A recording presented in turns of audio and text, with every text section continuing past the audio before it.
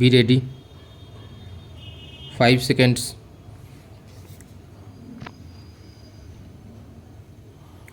Start. Madam Deputy Chairperson, I am glad for the opportunity given to me to speak a few words on the subject. The National Highways Act as well as the present bill introduced both use the term a national highway. A national highway is a highway that is notified by the Government of India, but there are no norms under which the national ways are constructed. There are no norms given in any of these. Before taking up any road as a national highway, we must go into what the traffic condition is, what are the roads that should be taken over by necessity, what are the essential traffic conditions and other conditions. These must be looked into, but what are the norms being adopted is not given in this bill. I find there are some discrimination also. For example, in Tamil Nadu there is only one highway, highway number 45. There is no other national highway in Tamil Nadu. The problem is that the Tamil Nadu government has asked for so many roads to be taken over as national highways, particularly highway to Salim Steel Plant. It is the main road with very heavy traffic.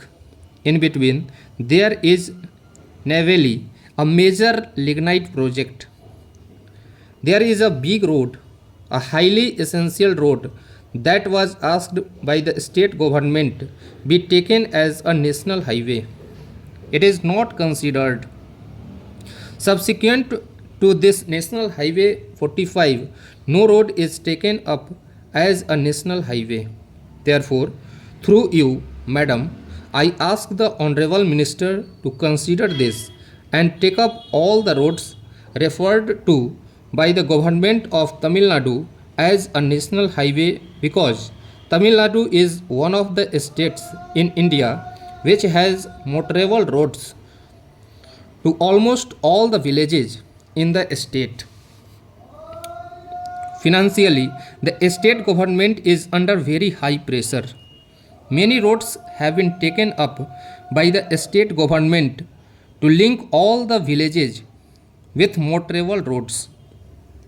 There is this financial constraint for the state government to maintain all the roads. At least, if some roads are taken by the national highway, it will somewhat lessen the burden of the state and it will be easier for the state government to maintain the other roads.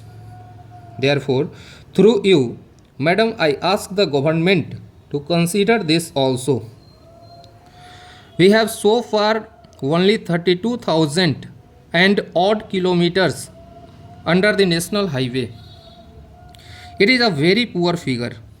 We should not hesitate to take up more length of roads under this scheme. The government may say that the resources are very limited. In this connection, what I submit is that you have taxed petrol. Previously, when the legislation was introduced, only petrol was in use.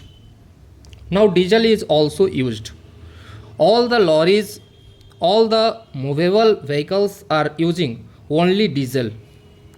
Large quantities of diesel is being used. You can tax diesel also for this purpose.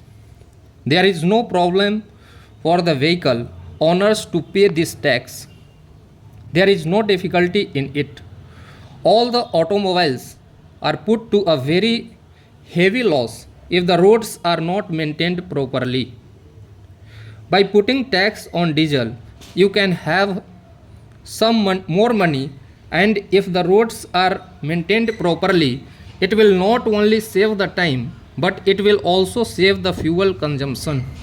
Therefore, putting some more tax on diesel is not going to affect many.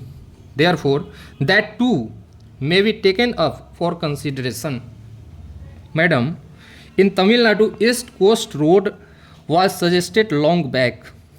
It was said that the scheme was under the consideration of the Government of India to form that road. Madam, East Coast Road is not only useful for the movement of the vehicles and other transport, it is also a strategic road. They should also consider forming that road. Now, coming to the abolition of the agency system. What made the government to abolish the agency system?